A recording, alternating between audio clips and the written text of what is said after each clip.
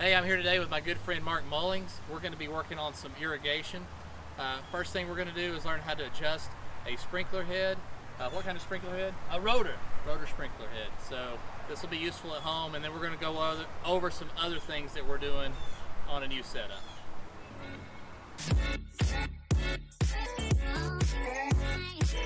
So Mark is going to explain about Rainbird rotary irrigation heads and some of the little things we do. Mark is certified. What's your certification on this? Licensed irrigator. All right, there we go. So here is what we're using. Mark, tell us all about it. Okay, so when you get a replacement rotor, if that's what you wanted to do, if one's not working at your house, this is a good one, Rainbird. And this particularly is a Rainbird 5000. And so it'll come assembled like this. It'll also come with a tree of nozzles. The nozzles have different size holes in the middle. So larger the hole, the more water's going to come through, but the further it'll go. In our case, here at the church. Can I ask you a question here? Yes, sir. So you said the larger the nozzle, the further it'll go? No, the larger the nozzle, the less it will go. Okay, so the bigger the hole, the more water's going to flow through it, but with less pressure, so it won't go as far. Exactly. Okay. So we need to be able to throw about 30 feet, and with the pressure that we had, we selected a size 2.0. So this nozzle, we're going to place in it, and the way you do that is... It's all right. Let me show the nozzles here real quick. Okay. So we've got some larger nozzles down here. What size is that one, Mark? 8.0, I think is the largest. Okay. 8 gallons a minute is what that means. And then you've got your smaller ones down here that's 2 gallons a minute then.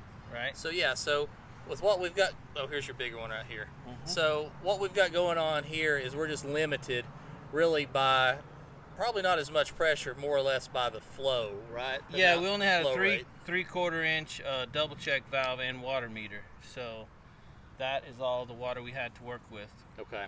But it's working great. So the way we do that, if you get a rotor and you want to replace the nozzle, if it's broken and not working good, you pull this down and you expose this area, and then you just take the nozzle and it fits right in there. Then you have to have this special adjustment tool, which they give you, or you have to get one.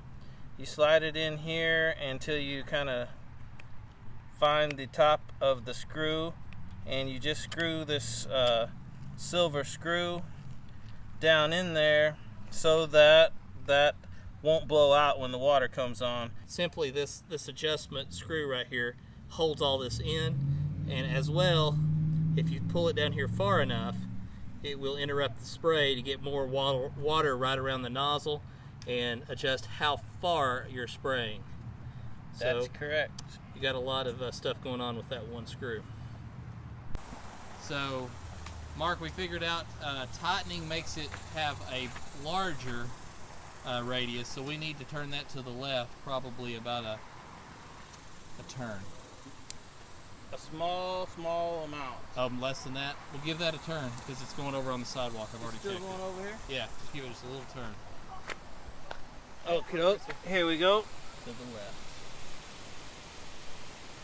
So what'd you do? Give that a quarter turn? Less, probably an eighth of a turn.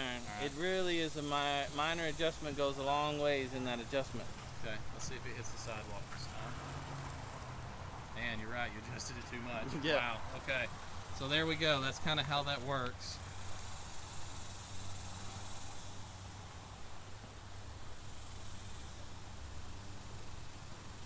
Right now it's coming up about 4 or 5 feet short of getting to the sidewalk over there, and we definitely don't want that. We don't want it way over the sidewalk either.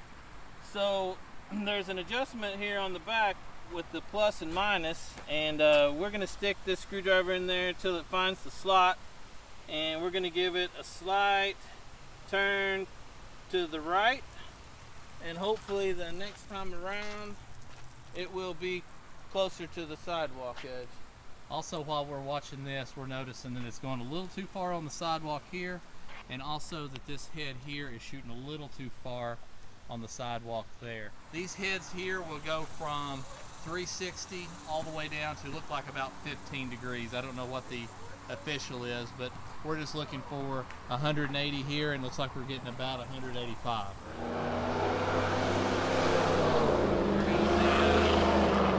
Hot rod fire burn. Oh, okay. So yeah, we're gonna give that one that adjustment screw that holds the nozzle in. We're gonna screw that down just a little bit, and it'll keep it from spraying over here on the sidewalk. The only way to adjust the left alignment of how far it goes to the left is by grabbing hold of the body and actually just turning the body. So I turned it a little bit. Now I'm gonna watch it. Here it comes. We'll see if it, that's too far. So need to rotate this back a little bit. Okay. Whoops. So the idea is to see what it's gonna do on the sidewalk too.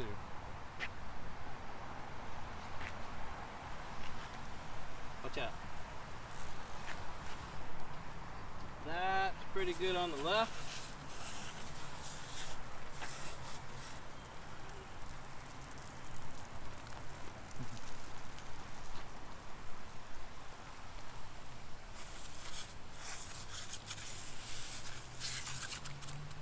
And let's see where we're at on the right again. We know the left is good, so the right may be a little too long now.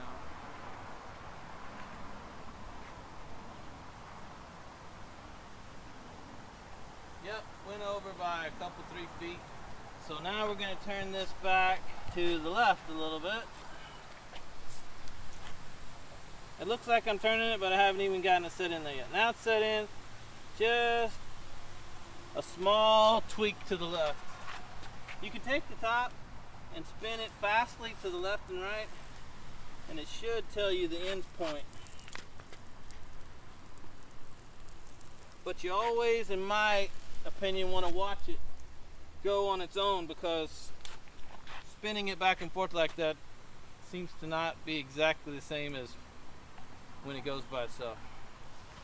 So a couple little things too, as you can see down here, we've got our PVC pipe coming in, and then we switch down to a barbed elbow, and then with a flex pipe we come up and under the bottom here. You don't ever want to be coming directly out of the PVC pipe, because what'll happen is you'll drive over it with a lawnmower or something will disrupt it and you can break the pipe in the ground.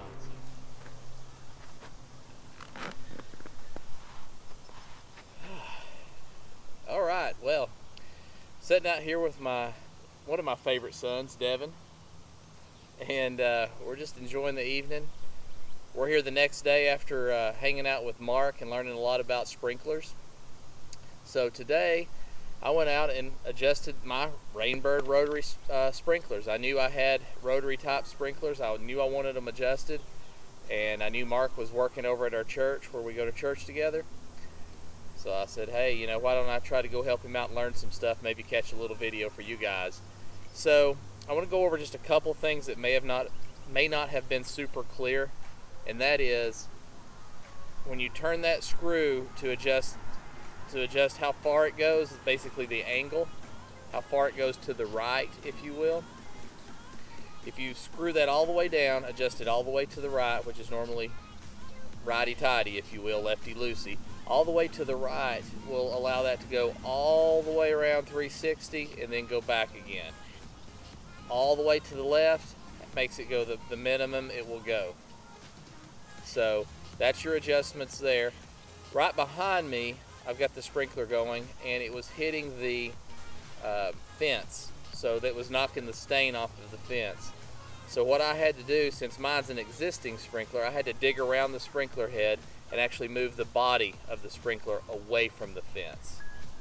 So you only get an adjustment to decrease or increase the amount of angle that you're going to get up to 360.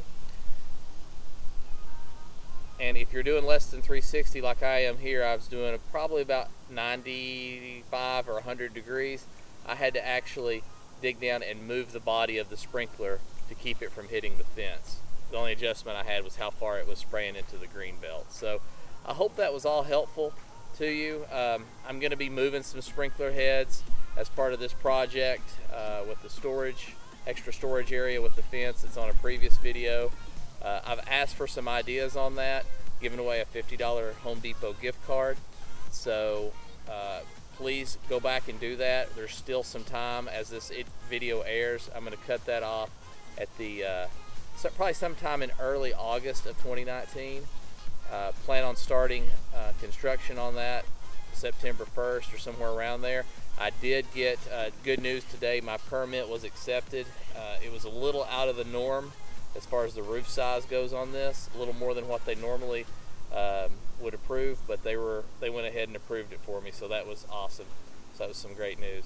So please take a minute and like and subscribe, help out the channel.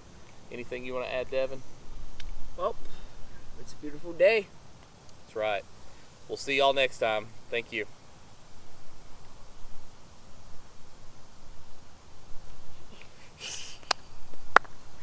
That was great.